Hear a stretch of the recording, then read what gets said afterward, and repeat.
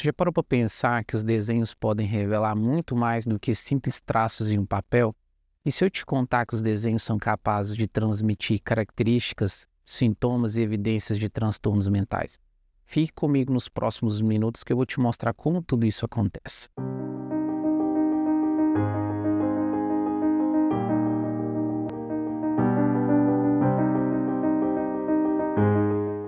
Meu nome é David Oliveira e esse é um espaço para você que busca conteúdo de extremo valor sobre psicologia, saúde mental e educação.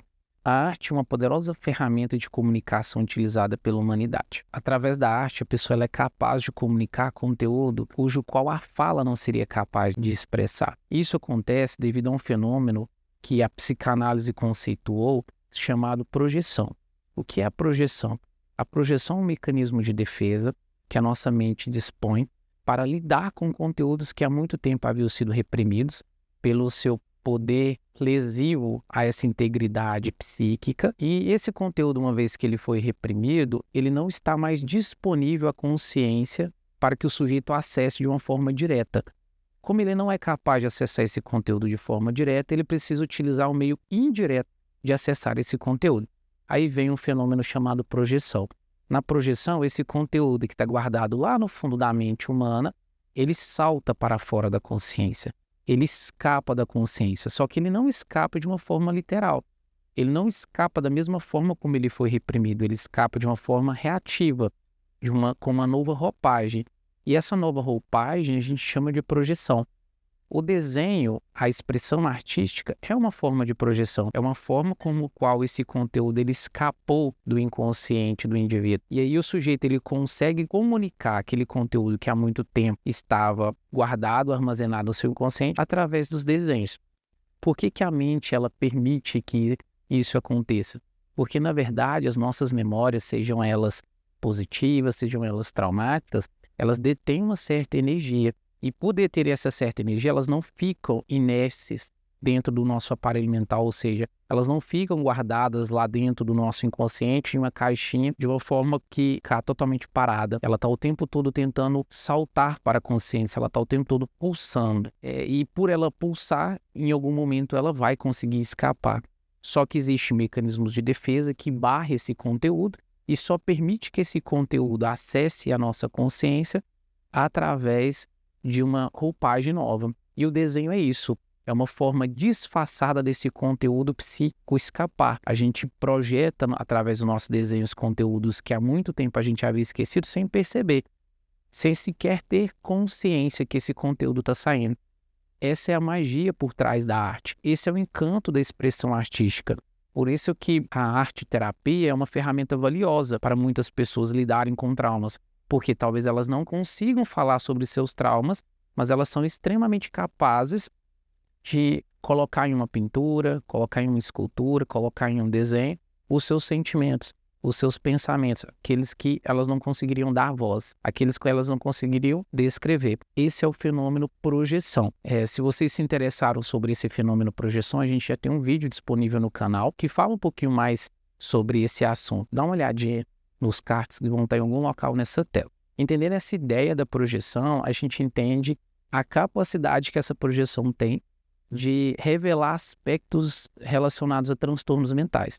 Da mesma forma que o conteúdo psíquico ele escapa, aspectos da personalidade, do desenvolvimento do sujeito também escapam através do desenho. E aí a gente consegue utilizar uma análise do desenho muito bem feita para identificar o que nesse desenho diz respeito a uma condição mental, diz respeito a um transtorno mental, ou pelo menos um indício de transtorno mental. E compreendendo melhor esse quadro de transtorno mental, compreendendo melhor o que é esse transtorno mental, a gente consegue identificar isso no desenho, porque o desenho ele é, de alguma forma, direta ou indireta, um retrato desse sujeito. Por isso que nenhum desenho é igual, porque o desenho ele é o retrato do seu criador. A expressão artística ela é uma identidade do seu criador. O que nós precisamos fazer é, dentro dessa projeção, dentro dessa expressão artística, identificar aquilo que é exclusivo do sujeito e separar aquilo que é de um conjunto de espectro, aquilo que é de um conjunto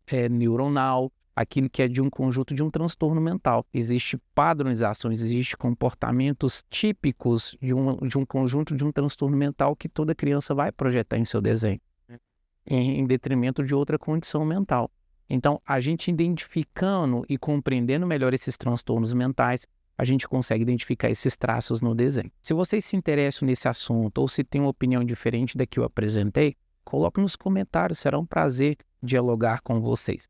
Para aqueles que querem entender um pouco mais, eu buscarei ao longo desse vídeo apresentar alguns exemplos de transtornos mentais e como essas condições são manifestadas através do desenho. Fique comigo. Antes de começarmos a identificar nos desenhos indicadores, indícios, evidências de transtornos mentais no desenho, eu gostaria de fazer uma pequena observação. Esses indicadores, esses indícios, não são suficientes para a gente fechar um diagnóstico de forma alguma de qualquer transtorno mental. Um transtorno mental ele precisa ser diagnosticado por um profissional competente em um local e com as condições adequadas. O que eu quero apresentar para vocês é apenas mais uma forma de identificar indícios que, junto com outros indicadores que vocês vão identificar, você profissional de saúde mental, vai agregar, vai somar para aí sim conseguir fechar um diagnóstico. Então, de forma alguma, eu quero que vocês façam um autodiagnóstico, eu quero que vocês olhem desenhos de seus filhos ou de seus alunos e fechem diagnósticos ou façam algum tipo de rotulação. Esse vídeo ele tem como objetivo apenas apresentar a vocês uma forma, um método de identificar indícios para que vocês posteriormente busquem um profissional competente para poder fazer esse trabalho, se você não for esse profissional, obviamente. Então, agora que já esclarecemos esse ponto, podemos começar a falar sobre os transtornos mentais. E o primeiro transtorno mental que eu gostaria de falar com vocês é sobre o transtorno de personalidade antissocial.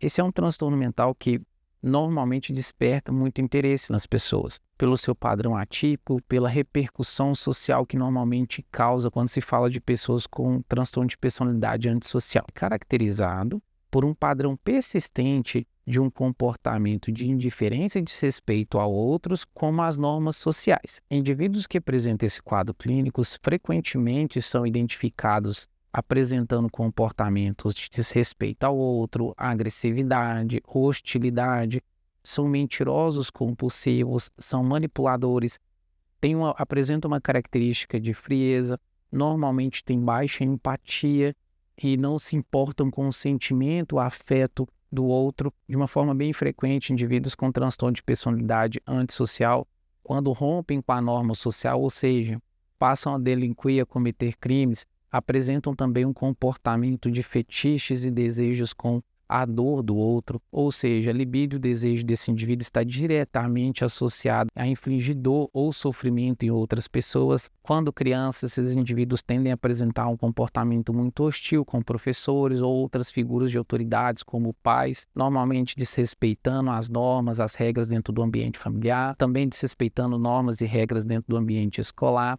Normalmente quebram objetos de amigos e de colegas, mentem para os pais, têm uma fixação muito grande por hostilizar e agredir e maltratar animais. Enfim, existe todo um conjunto de características, existe todo um conjunto de critérios diagnósticos que precisamos observar no indivíduo para diagnosticá-lo com um transtorno de personalidade antissocial. Mas como eu já disse anteriormente nesse vídeo, o propósito não é fechar um diagnóstico, e sim identificar indícios, identificar sinais para que esses indivíduos possam ser trilhados, para que esses indivíduos possam ser encaminhados para setores de saúde mentais que vão sim fazer um trabalho de acolhimento, de avaliação e de tratamento desses indivíduos.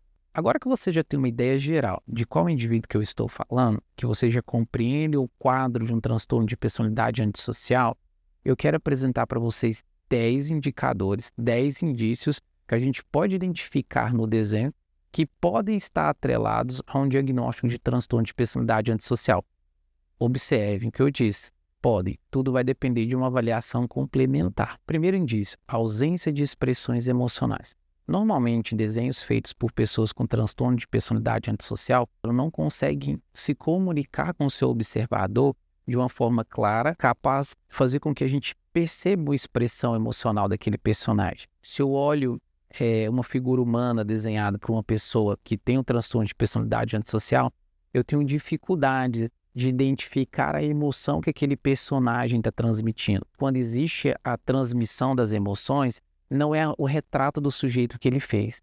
Ele faz todos os personagens da trama com as emoções de uma forma bem evidente, mas o personagem daquela ilustração que ele faz, que é um autorretrato, que se refere a ele, normalmente a gente vê essa ausência da expressão emocional. A gente observa aquele personagem e vê um vazio. A gente observa aquele personagem e vê uma frieza, vê uma indiferença. Vê que está faltando emoção naquele traço. Vê que está faltando emoção sendo projetada naquele desenho. Segundo, representações de cenas violentas. É muito comum ao a gente observar o desenho feito por uma pessoa com transtorno de personalidade antissocial, a gente vê que esse indivíduo ele retrata cenas violentas. Ele retrata uma cena que ele viu na televisão, ele retrata uma cena de um filme, retrata uma cena que ele sonhou, ou retrata uma cena que representa uma inclinação do seu desejo. É muito comum a gente pegar irmãos, onde a gente tem um indivíduo que tem esse quadro clínico diagnosticado, e ele retratar uma cena onde ele comete um ato de violência muito severo contra o seu irmão. Então essa cena é muito bem montada para fazer com que o sujeito consiga satisfazer o seu desejo perverso, esse desejo que está atrelado ao sujeito que é um sociopata, de uma forma indireta.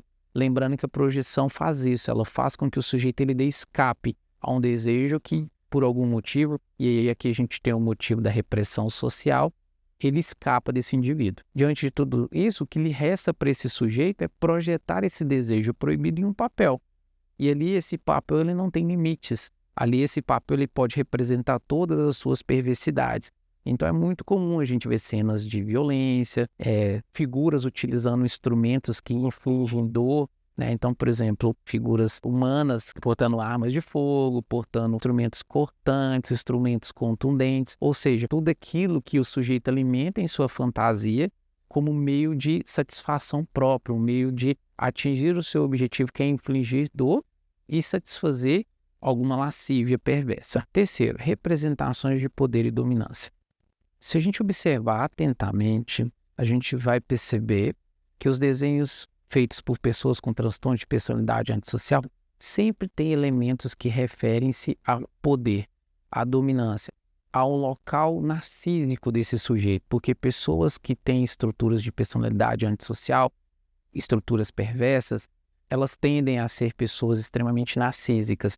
Então é comum a gente ver em suas ilustrações, em seus desenhos, tudo aquilo que remete à noção de poder para o sujeito, como armas de fogo, dinheiro, carros. Alguns indivíduos também representam a sua dominância sobre o outro. Colocam ilustrações de pessoas em grades, ilustrações de pessoas deitadas, ajoelhadas, uma forma de representar o outro como um objeto que ele domina, que ele subjuga, um objeto que ele mensura e que ele coloca onde ele quiser, um objeto que está ali unicamente para lhe proporcionar prazer e que ele pode quebrar, que ele pode jogar no chão, que ele pode usufruir como bem quiser. 4. A ausência de conexão interpessoal. Esse, ao meu ver, é o sinal que mais está frequente nos desenhos feitos por indivíduos com transtorno de personalidade antissocial. Esse sinal, ele representa o núcleo da condição do sujeito, que é essa falta de empatia, com essa falta de capacidade de criar um laço transferencial com o outro. Então isso é muito forte para o sujeito, e por ser tão forte para o sujeito, ele coloca isso em seus desenhos. Todos os desenhos a gente vê alguma representação dessa falta de conexão com o outro, dessa ausência de conexão interpessoal. Como que a gente vê isso nos desenhos? Por exemplo, o distanciamento das figuras desenhadas. É muito comum a gente pegar a folha de papel, quando a gente está com a folha de papel assim, e observa o desenho de uma pessoa que tem um transtorno de personalidade antissocial, você vê que às vezes ela desenha uma figura humana, que ela mesma descreve como sendo um autorretrato em uma extremidade da folha, e lá na outra extremidade da folha vai estar essa outra figura, representando todo esse distanciamento. Às vezes essa distância no papel ela não é projetada, mas o simbolismo da figura é. Exemplo, às vezes o sujeito ele coloca duas figuras humanas desenhadas no papel, mas entre essas duas figuras humanas existe uma porta, existe uma parede, existe algo que impede esse acesso. Às vezes ela desenha uma figura chorando, outra figura rindo, mostrando essa falta de empatia, esse distanciamento socioemocional desse indivíduo com o outro. Esse sinal, para mim, é um dos pontos mais recorrentes e que a gente mais identifica em um indivíduo com transtorno de personalidade antissocial. Desenhos manipulativos. Essa é uma percepção um pouco mais melindrosa de se fazer nos desenhos de uma pessoa com transtorno de personalidade antissocial, porque depende do observador ser capaz de entender o dolo do criador do desenho. Ou seja, o que o criador do desenho quer transmitir. Porque a gente tem que entender que um indivíduo com transtorno de personalidade antissocial, uma das características que ele tem é manipular. Manipular o outro, o meio e a percepção que as pessoas têm dele mesmo. Então é muito comum você pegar o desenho de uma pessoa, né, que tem um transtorno de personalidade antissocial, quando você vê, é um autorretrato idealizado. É um autorretrato de um indivíduo sorrindo, feliz, interagindo de uma forma muito contente com as pessoas, interagindo super bem com familiares. Lógico que existe falhas no traço que ele não consegue despistar, ele não consegue controlar, que isso escapa dele, né? Mas vamos pensar na cena que ele constrói. É uma cena tendenciosa, é uma cena para tentar te convencer de algo. E como que a gente percebe isso? Apenas conversando e compreendendo esse sujeito. Aí a importância de entender quem é o criador desse desenho. Quando você compreende o criador desse desenho, compreende que aquela realidade que ele projetou é uma realidade totalmente tópica do que ele vive, totalmente desconexa do que realmente é, você percebe um perfil de manipulação. E se você não tem esse crivo, se você não tem esse olhar tão técnico, o exercício bom de se fazer para identificar isso é perguntar. Perguntar para o sujeito sobre o que é aquele desenho. Que aí você vai observar na fala daquele indivíduo que existe uma tendência, existe um dolo, existe uma vontade dele de te convencer que aquilo ali representa perfeição, que é a vida dele. Que na verdade não é. É apenas uma forma manipulativa de levar o observador. Desenhos impulsivos. Quando a gente vai fazer uma análise de filmes, séries, documentários sobre sociopatas, psicopatas, ou seja, pessoas que cometeram crimes, romperam com a norma social, a gente vai perceber que existe um comportamento impulsivo. Ou seja, essas pessoas fizeram algo extremamente grave, algo extremamente aversivo, algo repugnante. E que normalmente a gente observa essa conduta com uma aversão muito extrema. Mas quando a gente analisa todo o contexto, você percebe o seguinte, que são raros os momentos em que essas pessoas projetam, que elas manifestam esse comportamento impulsivo. Na maior parte do seu dia, o que essas pessoas fazem? Elas ocultam essa impulsividade. Elas mantêm um comportamento frio e calculista. Por que elas fazem isso? Porque essas pessoas, elas querem satisfazer os seus desejos, mas elas não querem ser responsabilizadas por isso. Então, a impulsividade é uma conduta que normalmente elas tendem a tentar controlar até o momento em que elas podem usufruir dos seus desejos lascivos, dos seus desejos perversos, sem que elas sejam responsabilizadas. Então, as pessoas com transtorno de personalidade antissocial frequentemente são pessoas polidas, são pessoas contidas, são pessoas que passam despercebidas pelo meio social, porque elas manipulam e controlam muito o seu comportamento. Porém, em algumas circunstâncias, seja porque estão em um ambiente que elas controlam, ou por algum fenômeno adverso que faz com que elas percam totalmente esse controle, elas manifestam essa impulsividade. E como são essas representações impulsivas no desenho? Normalmente, as pessoas, quando elas estão nesse momento socioafetivo, de descontrole, de impulsividade, elas realizam desenhos inacabados, porque elas estão tão enérgicas, estão tão agitadas, que elas passam desapercebidas pelos detalhes dos desenhos. Então, muitas vezes estão faltando membros das figuras humanas desenhadas, está faltando conectar um traço no outro. Enfim, a omissão de características importantes para deixar um desenho bem definido estão omissas. Às vezes, essas pessoas elas representam muitas coisas em um mesmo plano, ou seja, você vê em uma folha de papel muitas figuras e todas muito mal feitas, muito mal acabadas, às vezes rasuradas, às vezes com características em excesso, às vezes faltando, ou seja, muito típico de uma falta de atenção de alguém que está com muita energia, com uma impulsividade muito aflorada. Apesar disso não ser tão recorrente, mas é sim possível perceber essa impulsividade no desenho, desde que a gente peça para que esse indivíduo faça esse desenho, que a gente solicite esse desenho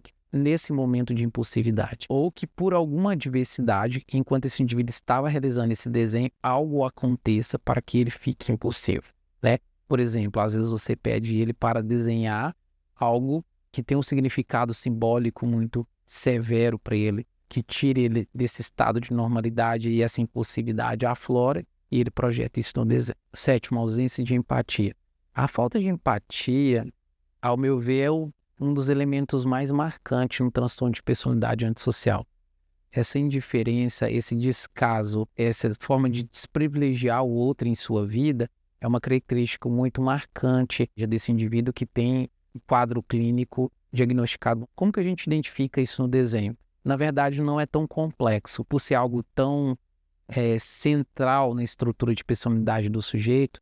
Quase todos os desenhos têm esse elemento muito bem delimitado. Frequentemente o sujeito ele desenha esse distanciamento do sujeito na folha. Normalmente ele desenha ele numa extremidade do papel e na outra extremidade do papel está aquela figura que poderia ser, por exemplo, pai, o irmão ou qualquer pessoa que ele achar relevante projetar naquele desenho. Esse distanciamento entre uma extremidade e outra do papel mostra esse distanciamento afetivo, esse distanciamento psicoemocional do sujeito em relação às figuras desenhadas.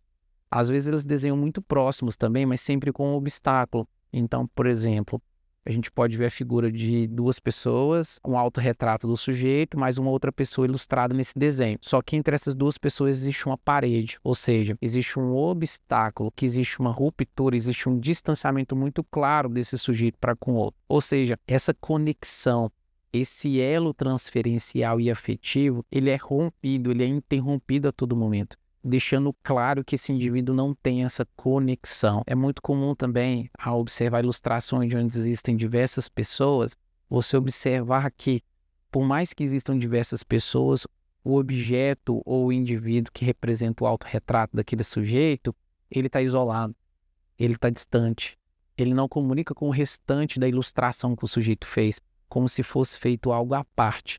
Porque é assim que funciona a mentalidade, é assim que funciona o aparelho mental do indivíduo que tem um transtorno de personalidade antissocial. Ele tem essa ruptura dele com o outro, dele com o mundo. Mas não uma ruptura do plano da psicose, mas sim uma ruptura afetiva, aonde o eu ele se sobressai ao outro. O eu narcísico ele é sempre evidenciado. Então, como o eu narcísico é sempre evidenciado, eu não posso estar no mesmo pé de igualdade que o outro. Então sempre vai existir essa clareza nas ilustrações de um indivíduo com transtorno de personalidade antissocial de que eu não me misturo com o outro, eu não estou no mesmo nível que o outro.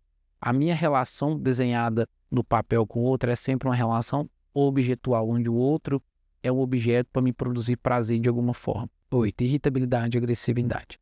Indivíduos com transtorno de personalidade antissocial, eles estão dentro de um conjunto de personalidade que a psicanálise chama de perversão.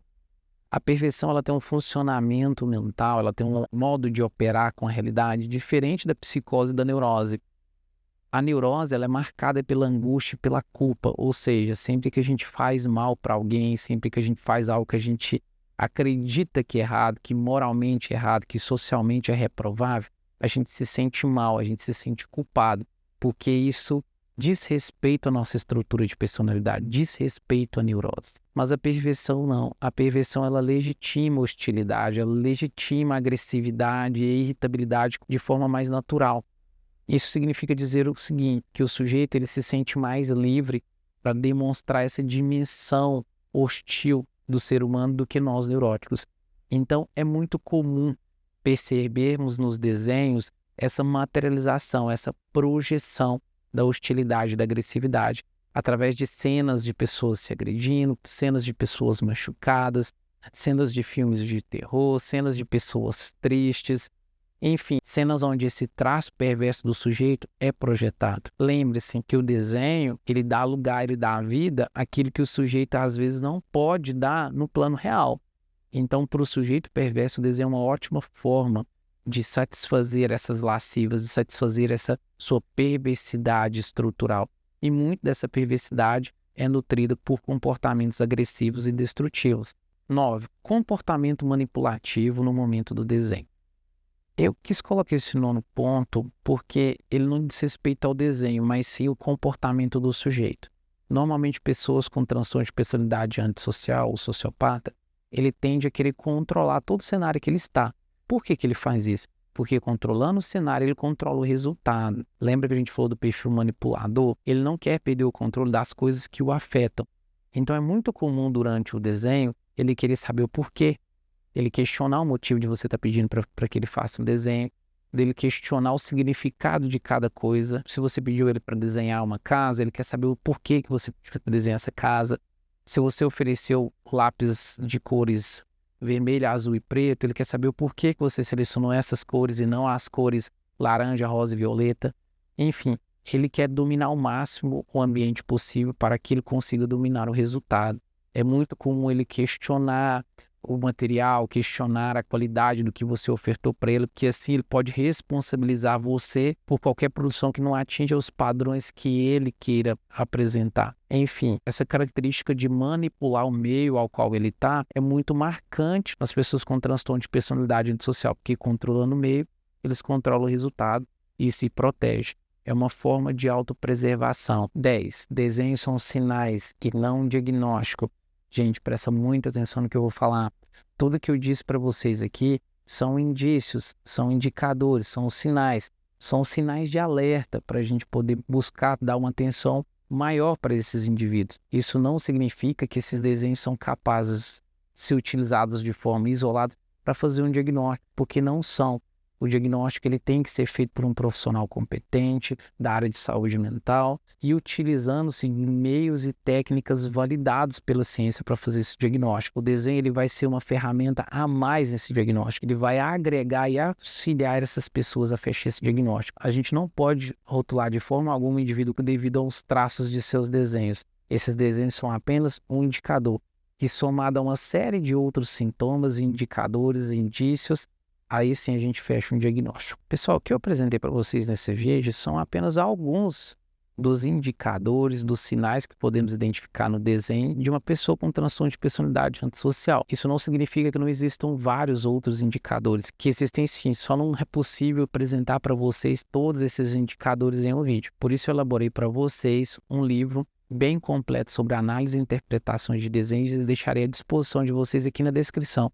Acesse nossos links para adquirir nosso livro. Pessoal, se você está gostando desse vídeo, bem como dos demais vídeos disponíveis aqui no grupo Ascendendo Saber, deixe o seu like, faça a sua inscrição. Isso nos ajuda muito e não vai te custar nada. Os transtornos psicóticos é um grupo de transtorno mental que tem como característica principal a ruptura com o real. O que isso significa? Que de alguma forma, em um grau maior ou menor, indivíduos que têm um diagnóstico de transtorno psicótico, seja ele qual for, eles romperam com a realidade de alguma forma, né? Alguns romperam em um nível mais elevado e outros num nível não tão elevado, mas de alguma forma existe uma fantasia, existe uma construção fantasiosa feita por esse aparelho mental desse indivíduo que sobrepõe essa realidade factual, que sobrepõe essa realidade objetiva que conhecemos. Para sustentar essa fantasia que sobrepõe essa realidade objetiva, esse indivíduo ele dispõe de alguns sintomas, de alguns quadros clínicos bem recorrentes em psicóticos, que são as alucinações, os delírios e os pensamentos desordenados. Por terem que lidar diariamente e frequentemente com esses pensamentos invasivos em forma de alucinações, delírios e discursos desordenados, esse indivíduo ele enfrenta sérios obstáculos no seu dia a dia. Porque imagine, tanto que é complicado lidar com a realidade de um trabalho, lidar com a realidade da escola, da faculdade, do namoro, enfim, do dia a dia, tendo essas condições, tendo esse quadro psíquico. Isso é um grande desafio, não só para o sujeito, mas como as pessoas que o rodeiam, que têm dificuldades em buscar estratégias para lidar com esse indivíduo, para auxiliar esse indivíduo de alguma forma. Justamente nesse ponto que o desenho se mostra como uma ferramenta extremamente útil e versátil, seja para a clínica, seja para pais, professor e qualquer pessoa que busca meios de ajudar essas pessoas. Por quê? Porque através dos desenhos a gente consegue identificar o que daquele sujeito é real e o que daquele sujeito é uma construção fantasiosa. O que vem da ordem da psicose, o que vem da ordem da alucinação, o que vem da ordem de um delírio. O que o sujeito construiu que escapa e que não está amarrado no real. O desenho ele vai sinalizar isso para nós e uma vez que a gente detém essa informação, nós teremos meios para lidar com esse sujeito, meios para auxiliar esse sujeito a ter uma vida o mais resiliente e saudável possível. E para fazer isso eu quero mostrar para vocês 10 sinais contidos no desenho de uma pessoa que tem um quadro clínico diagnosticado de psicose e que facilmente podemos identificar. Primeiro, presença de alucinações e delírios.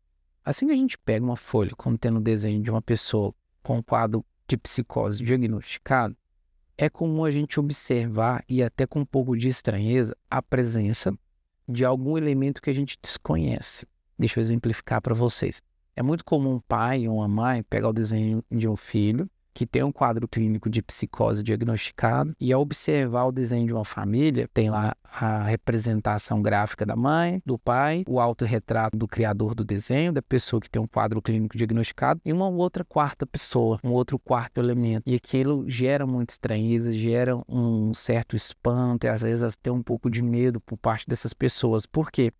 Porque é um elemento que escapa da realidade. Aquele elemento não está ali. E por que essa pessoa ela colocou aquela representação naquele desenho? Por que ela desenhou aquilo? Porque de alguma forma para aquele sujeito aquilo é real.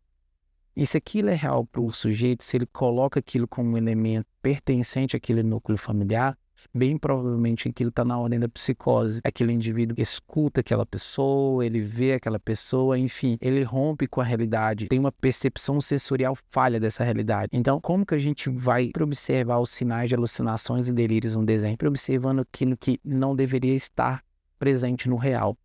Sempre aquilo que escapa, sempre aquilo que vai além, sempre aquilo que mostra muito mais do que os órgãos dos sentidos deveriam mostrar. Quanto aos delírios, eles são representados nos desenhos como uma continuação da realidade, só que desamarrado do real. Deixa eu tentar explicar isso para vocês, para não ficar tão confuso. Seria como se o sujeito ele começa a retratar uma cena que aconteceu, mas aquela cena ela migra para algo que foi construído mentalmente pelo sujeito, que não aconteceu, entende? Então, por exemplo, ele desenha um ente querido saindo para ir trabalhar, mas ao retratar toda a cena, ele representa como se aquele indivíduo tivesse ido embora para sempre, entende? Então, olha para você ver, isso representa o pensamento delirante. O sujeito, ele começa no real, ou seja, tem alguém saindo do meu lar, mas esse final desse desenho, ele vai para um pensamento delirante, o sujeito está indo embora para sempre, como na verdade o sujeito só está indo trabalhar. Então, tá vendo? Existe um início no real, mas com o tempo, à medida que esse sujeito ele vai desenvolvendo essa reprodução artística, ele vai reproduzindo essa projeção, essa realidade ela é desamarrada, ela rompe, esse cordão que liga o sujeito, o discurso, o pensamento, rompe com o real. Segundo, desorganização de pensamentos. É muito comum a gente ver representações aonde o sujeito ele mistura o conteúdo que ele quer projetar. Ao mesmo tempo desse indivíduo no trabalho, desse indivíduo na família, ao mesmo tempo ele representa uma cena traumática da família com uma cena feliz na escola, ou seja, existe uma confusão, uma desordem dos pensamentos, existe um embaralhado de experiências que é projetado. Por quê? Porque isso é uma característica muito grande da psicose. A psicose ela tem muito a ver com o que é real e o que não é real, o que é realidade e o que é da ordem da psicose. Então, como o aparelho mental já opera dessa forma desordenada, dessa forma fragmentada, os desenhos também vão ser assim. Lembrando que os desenhos são sempre uma representação do aparelho mental, mas sempre uma representação do mundo interno daquele sujeito. Terceiro, alterações do conteúdo emocional. Não raramente, ao observar o desenho feito por uma pessoa que tem um quadro clínico de psicose diagnosticado, a gente observa que existe, às vezes, uma oscilação de humor muito grande. Existe uma desordem de sentimentos, pensamentos e emoções. E por que isso ocorre? Porque, como a gente havia dito já em outros momentos desse vídeo, esse indivíduo ele tem uma dificuldade muito grande de reorganizar seus pensamentos, de separar o que é real e o que é fantasia, de criar uma linha lógica de seus pensamentos para que aquele pensamento não vire um delírio. E o esforço que esse indivíduo precisa fazer para manter tudo isso em ordem pode gerar sérias alterações e sérias flutuações de humor. Então é muito comum, por exemplo, ao observar uma cena que todas as pessoas que estavam presentes naquela cena sabem que era um momento feliz, mas o sujeito ele representa aquilo como uma cena triste, porque algo internamente para aquele indivíduo gerava esse sentimento de angústia. Algo no sujeito impedia que ele acessasse essa realidade sentimental que todo o grupo representa. Porque existe essa ruptura, existe essa confusão, existe essa desassociação do sujeito com o eu. Existe um perder-se, existe o eu e o eu selfico em choque. Aquele eu que eu sustento socialmente, com aquele eu interno, ele não está tão conecto. Nem na neurose esse eu ele é tão conexo, né? Imagina na psicose que existe um eu fantasioso que se coloca em meio a esse eu e o eu real. Então, essa oscilação de humor, essa confusão, esse perder-se em si mesmo é muito comum. E a gente vê isso no desenho de uma forma muito clara. porque a gente não consegue identificar nos desenhos desse indivíduo, muitas das vezes, o que ele está sentindo. Se ele está feliz, se ele está triste, se ele está angustiado, a gente percebe a confusão, a gente percebe a oscilação, a gente percebe a flutuação desse humor. O uso de símbolos ou metáforas incomuns. O que muitas vezes a gente esquece de fazer é de lembrar que esses indivíduos que têm um quadro clínico de psicose diagnosticado, eles convivem diariamente com o seu quadro sintomático. E esse quadro sintomático envolve muitas vezes alucinações visuais, alucinações auditivas, delírios, né, pensamentos desordenados. Isso significa dizer que existe uma série de experiências que esses indivíduos estão tendo diariamente dentro de um plano psíquico e que escapa de nós. Nós não estamos sabendo o que está acontecendo na vida dessas pessoas. A gente sabe até onde eles descrevem, mas grande parte do que eles vivenciam, principalmente no que diz respeito ao seu quadro psicótico, nos escapa. E ao longo da vida, isso vai se formando símbolos e signos. Esse indivíduo ele vai atribuindo significado para experiências únicas. Como essas experiências muitas vezes diz respeito a só ele e ao plano psíquico dele, isso é inacessível para nós não sabemos o que esse indivíduo está vendo, o que esse indivíduo está pensando, de que forma que essa desordem de pensamento afetou esse sujeito. Então é muito comum você pegar um desenho desse indivíduo e ali tem um símbolo.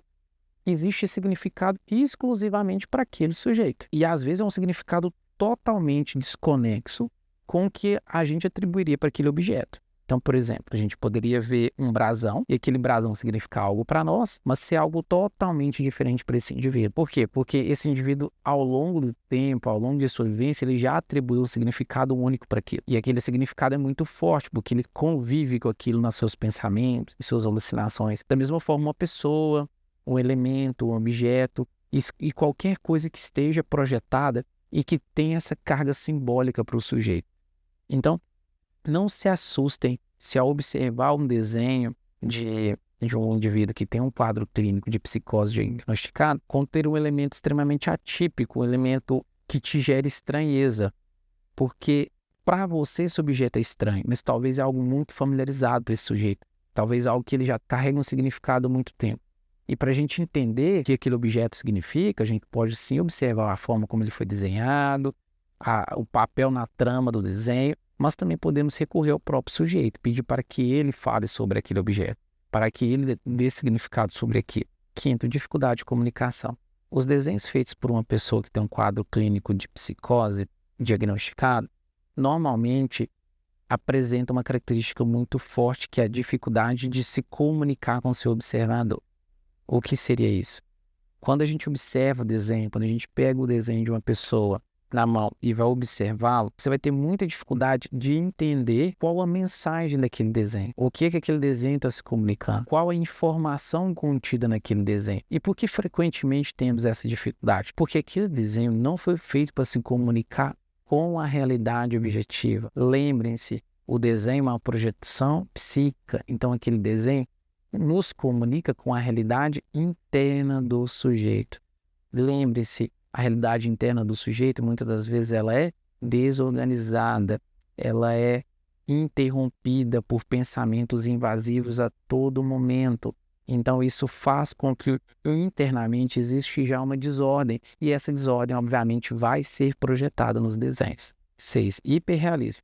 Com o avanço da psiquiatria, bem como da psicologia, hoje em dia é muito comum a gente se deparar com pessoas que têm um quadro de psicose diagnosticado, mas que apresentam um comportamento extremamente funcional, ou seja, convivem de uma forma muito natural, de uma forma muito harmoniosa com as pessoas à sua volta, bem como o mundo à sua volta.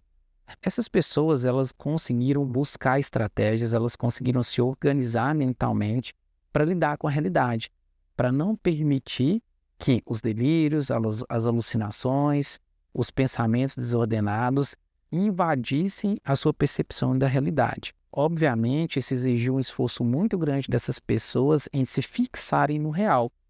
Isso faz com que tenham perfil hiperrealistas. Ou seja, analisarem de uma forma muito atenta à realidade, elas conseguem fazer essa distinção do que é real e do que é fantasia. Essa fantasia ela não deixa de existir na vida desses indivíduos, mas esses indivíduos passam a identificá-la e assim conseguir conviver, separando o real do fantasioso. Ao analisar as projeções artísticas desses indivíduos, a gente consegue verificar o quanto o hiperrealismo é algo forte em suas vidas. Percebemos isso através de seus traçados extremamente bem definidos, através dos detalhes dos desenhos muito bem delimitados, através da informação que querem comunicar sendo transmitida com total clareza, ou seja, esses indivíduos se aficionam na realidade para impedir que esses pensamentos invasivos, que esses delírios, que essas alucinações, que essas desordens mentais interfiram de uma forma negativa em seu convívio social. 7. Detalhes incomuns ou excessivos. Como o desenho ele tem essa capacidade de ser uma espécie de válvula de escape, onde a energia que tensiona o sujeito, a energia que está pulsionando no sujeito encontra uma forma de escapar, encontra uma forma de acender a consciência, é muito comum que o conteúdo presente nos delírios, nas alucinações ou nos pensamentos desordenados aproprie-se desse mecanismo de defesa-projeção para acender a consciência. Como que poderíamos ver isso na prática? Por exemplo, vemos os desenhos de pessoas que estão angustiadas, que estão sofrendo, devido às suas alucinações auditivas, desenharem, projetarem figuras humanas sem as orelhas, ou com as orelhas muito grandes, ou com as orelhas sangrando, ou com as orelhas machucadas, ou seja, sinalizar que o órgão sensorial ao qual é responsável pela angústia daquele sujeito é a representação que a orelha tem naquela figura, entende? E da mesma forma o visual. Às vezes uma pessoa que tem um quadro de psicose e que está sofrendo, que está com medo, que está angustiada devido a uma alucinação visual, ela pode desenhar o conteúdo que angustia nessa folha desse papel, ela pode desenhar uma figura humana sem os olhos para mostrar o desejo dela de não enxergar aquilo que ela tanto enxerga, mesmo que não esteja presente naquele contexto, mesmo que seja da ordem da psicose. Então existe essa característica muito marcante nos desenhos feitos por crianças ou adolescentes, ou até mesmo adultos que têm um quadro clínico já diagnosticado de psicose. 8. Alteração na percepção do espaço e do tempo.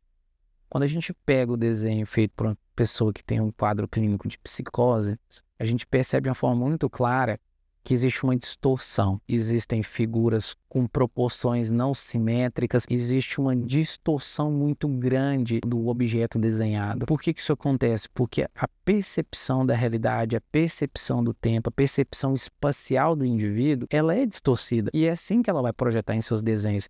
Então existe essa característica muito marcante nos desenhos feitos por crianças ou adolescentes, ou até mesmo adultos que têm um quadro clínico já diagnosticado de psicose, que é essa percepção no espaço-tempo, que é essa distorção do real. 9. Imagens perturbadoras e violentas. Indivíduos psicóticos tendem a apresentar em seus desenhos projeções contendo um conteúdo de suas alucinações, bem como de seus delírios. Isso significa dizer que imagens assustadoras, violentas, que representam o medo, a ansiedade, a angústia, o terror, o desconhecido, frequentemente vão estar contidos nesses desenhos. Então é muito comum a gente observar figuras como sombras, com imagens pouco definidas, borrões, manchas, rabiscos, objetos e ilustrações confusos, difíceis de serem definidos e às vezes até assustadores. 10. Desenhos são sinais e não um diagnóstico.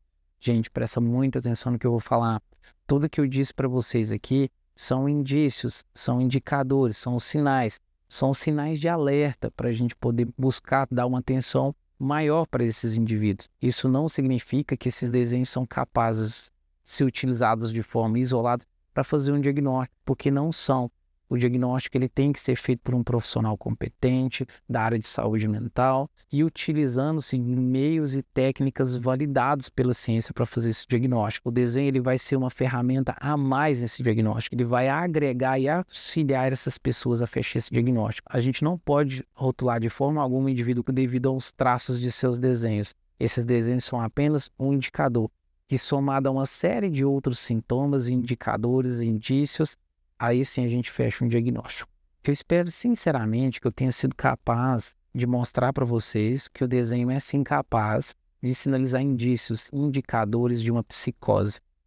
Se você ficou com alguma dúvida, se você quer que eu fale sobre um outro assunto, se você quer que eu aprofunde de algum termo ou conceito que eu apresentei ao longo desse vídeo, deixe seu comentário. Será um prazer dialogar com você. E quem sabe o assunto que você pediu não vire um próximo vídeo. O último grupo de transtornos mentais que eu gostaria de apresentar para vocês agora são os transtornos depressivos. Não poderia deixar de mostrar para vocês como os desenhos são capazes de identificar sintomas e indícios de transtornos depressivos, porque os transtornos depressivos são os transtornos de mais prevalentes na sociedade e no mundo como um todo. Atualmente, somam-se mais de 300 milhões de pessoas diagnosticadas com algum tipo de transtorno depressivo.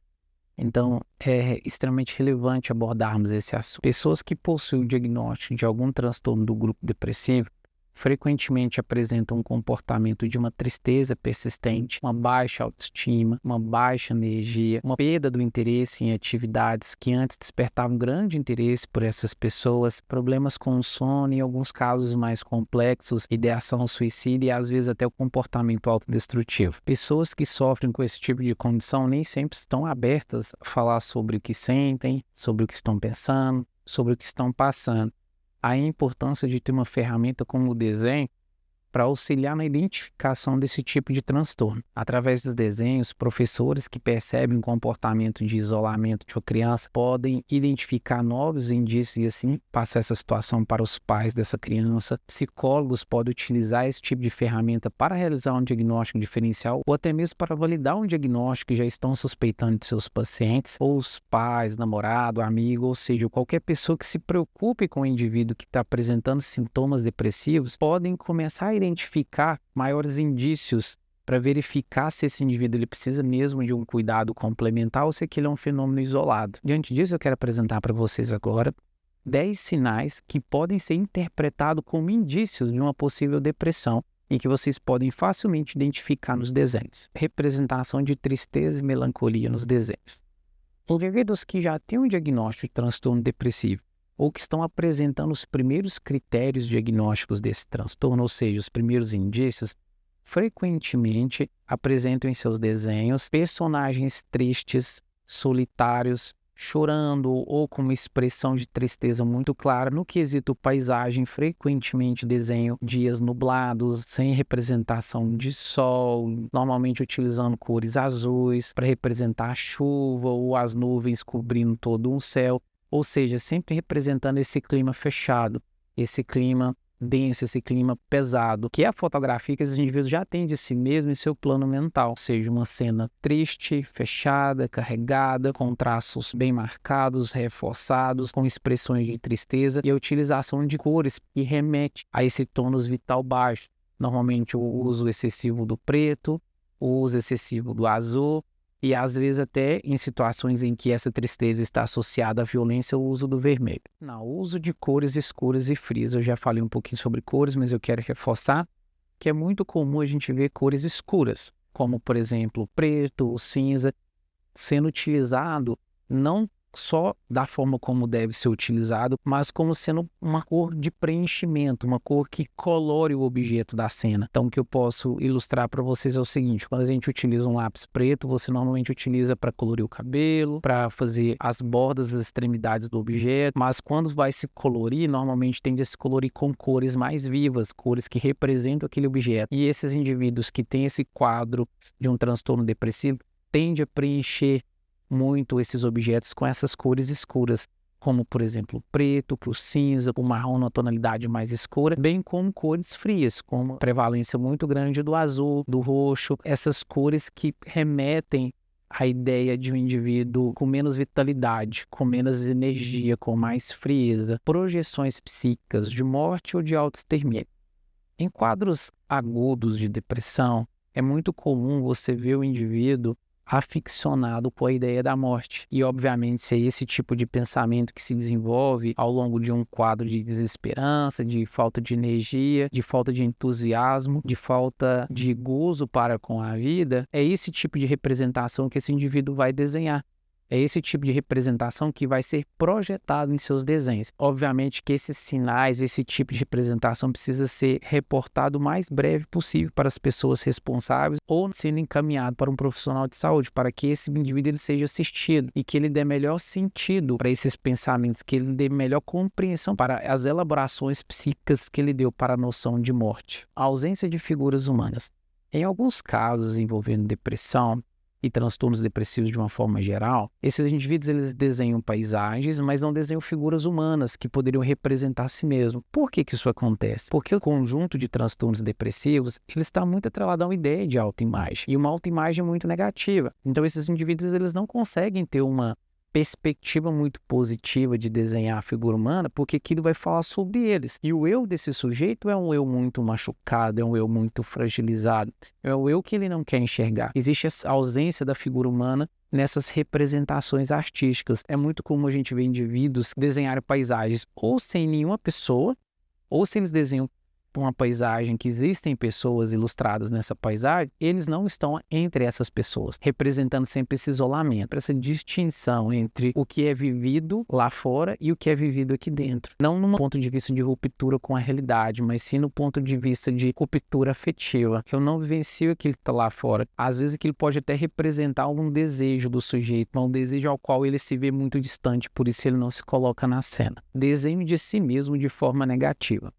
Obviamente, quando a gente fala de desenho, existem desenhos diretivos, ou seja, aqueles desenhos que a gente pede a pessoa para desenhar algo. Então, na clínica de psicologia, na escola, é muito comum a gente pedir para que a pessoa faça um autorretrato, desenhe ela mesma. Aí a gente consegue identificar algumas características, principalmente a noção de imagem que o sujeito tem de si, ou seja, o autorretrato, a ideia, a imagem, a construção psíquica que ele tem dele mesmo. Indivíduos com transtornos depressivos, quando vão se desenhar, frequentemente desenham com características negativas. Desenham um personagem com uma expressão facial triste, chorando, isolado. Desenho de uma forma muito subestimada, muito inferiorizada, às vezes muito mais desconstrutos da realidade do que são, às vezes muito mais inferiorizados do ponto de vista social do que realmente são. Ou seja, criam um personagem que representa a visão negativa que eles têm de si. Desenho de objetos quebrados.